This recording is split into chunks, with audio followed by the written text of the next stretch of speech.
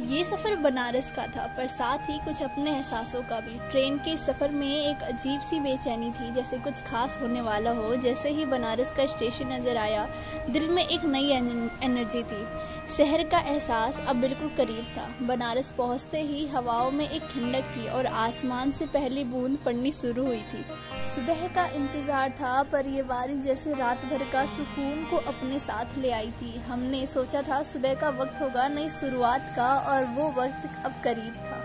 सुबह होते ही हम 80 घाट की तरफ चले। शहर के रास्ते उस वक्त की शांति और हर गली अपने आप में एक कहानी छुपाए हुए थी। बारिश भी अब रुक रुक कर अपना एहसास दिला रही थी, जैसे शहर के हर कोना हमारे साथ चल रहा हो।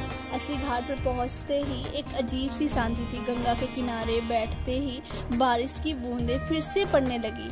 पानी में हर बूंद अपना एक जज्बा छोड़ रही थी। ये पल मेरे लिए ज़िंदगी का एक अहम हिस्सा बन चुका था, एक याद जो हमेशा मेरे साथ रहेगी।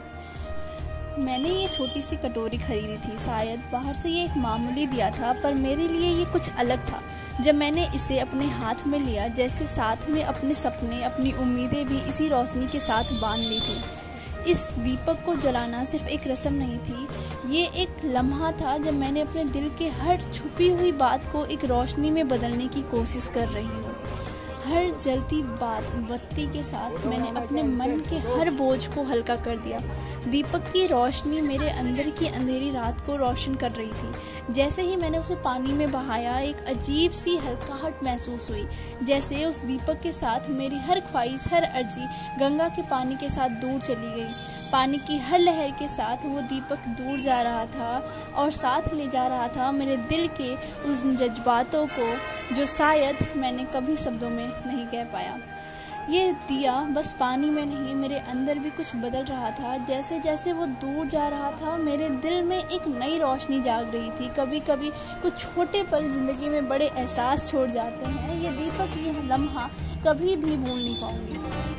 बनारस ने मुझे जो दिया वो शब्दों में नहीं लिखा जा सकता। सफ़र के हर पल में कुछ अलग था जो कभी ख़त्म नहीं होगा।